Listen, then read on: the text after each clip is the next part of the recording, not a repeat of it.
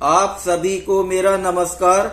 स्वागत है आपका एक बार फिर से मेरे इस YouTube चैनल हिंदू भूमि में। मेरे इस वीडियो संदेश का विषय है देश के वर्तमान आर्थिक हालात।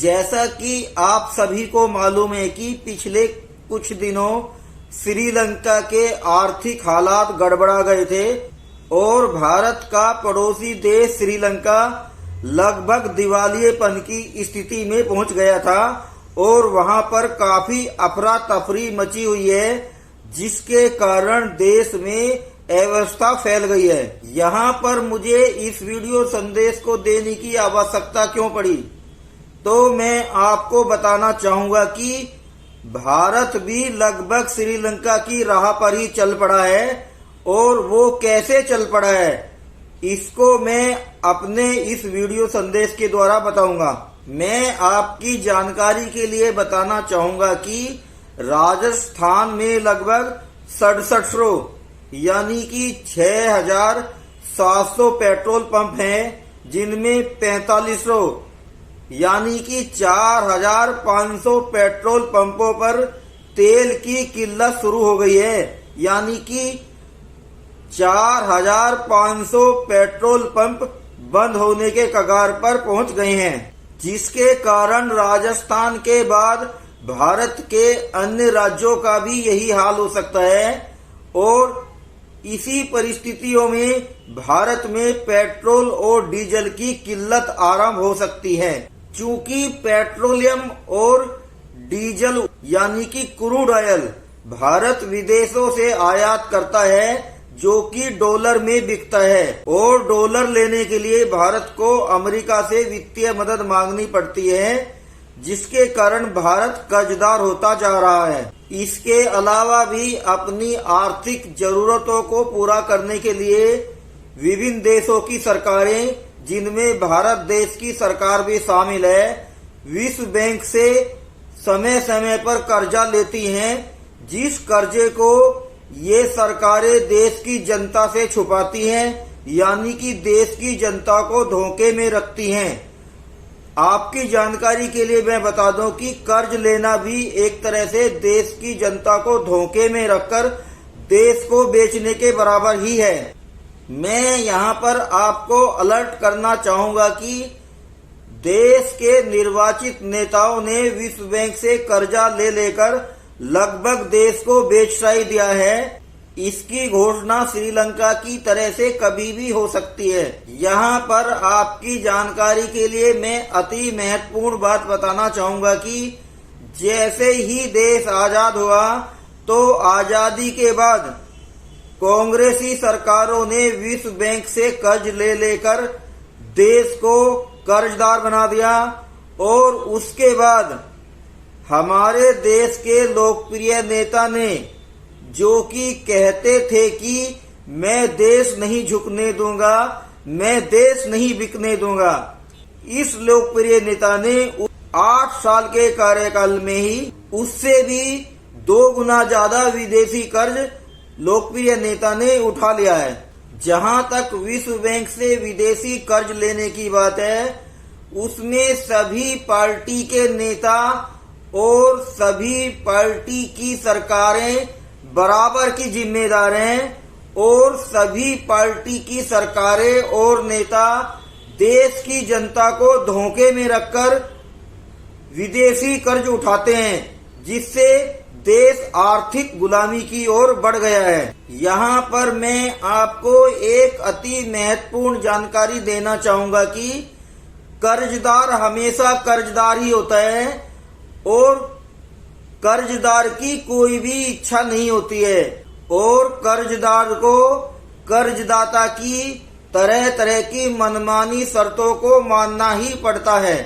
भारत में डेमोक्रेसी के नाम पर इन भ्रष्ट नेताओं ने आज भारत देश की विदेशी कर्ज ले लेकर क्या हालत कर दी है। आप इसका एक छोटा सा उदाहरण देखिए कि भारत जब 1947 में आजाद हुआ था तो भारत के पास में सरप्लस पैसा था, यानी कि भारत के पास लगभग 110 करोड़ रुपए थे। लेकिन आज भारत की हालत देखिए कि भारत पर इतना विदेशी कर्ज है विश्व बैंक का कि भारत विदेशी कर्ज को मूल रूप में देना तो दूर की बात है, भारत उस विदेशी कर्ज के ब्याज को देने के लिए भी विश्व बैंक से कर्जा ले रहा है। अपने इस वीडियो संदेश में अभी तक मैंने आपको भारत पर विदेशी कर्ज के बारे में बताया है। अब मैं आपको बताना चाहूंगा कि जब विश्व बैंक भारत को कर्ज देता है तो आप सोचिए कि विश्व बैंक भारत को कर्ज के रूप में क्या देता है और वापसी में विश्व बैंक भारत से कर्ज के बदले में क्या लेता है। और दूसरी महत्वपूर्ण बात यह है कि जब विश्व के सभी देश कर्जदार हैं तो विश्व बैंक किसका कर्जा बांटता है और कर्जे में क्या देता है। आपकी जानकारी के लिए मैं आपको बताना चाहूंगा कि विश्व बैंक भारत सहित जब भी किसी देश को कर्ज देता है तो वो कागज के डॉलर के रूप में कर्ज देता है, और जब कोई देश विश्व बैंक के उस कर्ज को नहीं लौटा पाता है तो विश्व बैंक उस देश के सोने को लूट लेता है। जैसे कि अभी पिछले कुछ दिनों विश्व बैंक ने श्रीलंका का सारा सोना लगभग लूट लिया। साथियों, मैं आपकी जानकारी के लिए बताना चाहूंगा कि शारीरिक गुलामी के अलावा आर्थिक गुलामी भी कोई चीज होती है, और आप ध्यान दीजिए कि जिसके पास धन नहीं होता है वो कुछ भी नहीं कर सकता। लोकतंत्र के नाम पर भारत के भ्रष्ट नेताओं ने कर्ज ले लेकर भारत को लगभग आर्थिक रूप से गुलाम बना दिया है और भ्रष्टाचार करके अपनी जेबें भर भर कर अरबपति बन बैठे हैं। 2014 के आम चुनावों के दौरान रैली में एक जादूगर नेता अपनी रैली में दहाड़ दहाड़ कर कहा करता था कि मैं देश नहीं बिकने दूंगा, मैं देश नहीं झुकने दूंगा। लेकिन आज आप देखिए कि उस लोकप्रिय नेता ने भारत देश की क्या हालत कर दी है। आज वही जादूगर नेता देश की परिसंपत्तियों को बेच बेच कर देश का खर्च चला रहा है। वीडियो संदेश के अंतिम भाग में मैं आपको धन के बारे में बताना चाहूंगा। सोना ही असली धन होता है, लेकिन एक बैंकिंग परिवार ने असली धन सोने को कागज बना दिया और कागज से अब वो डिजिटल धन हो गया है, यानी कि डिजिटल नंबर्स हो गए हैं। आप ध्यान दीजिए कि सोने को छापा नहीं जा सकता, जबकि कागज के जितने नोट चाहे आप छाप छाप कर कर्ज दे सकते हैं। और डिजिटल मनी की तो बात ही क्या है, आप कंप्यूटर के कीबोर्ड पर टाइप करके जितने चाहे डिजिटल नंबर टाइप कर सकते हैं, लेकिन आप कागज के नोट और डिजिटल नंबर्स को असली धन नहीं कह सकते, क्योंकि असली धन तो केवल और केवल सोना ही होता है। अपने इस वीडियो संदेश के द्वारा मैं आपको यही संदेश देना चाहता हूं कि आप बैंकों पर बहुत ज्यादा भरोसा नहीं करके आप अधिक से अधिक धन सोने के रूप में एकत्र करके रखिए, जितना भी आप रख सकें। क्यों? क्योंकि जब भी बैंक डूबता है तो बैंक नहीं डूबता, उसमें रखा हुआ आपका धन यानी कि पैसा डूबता है।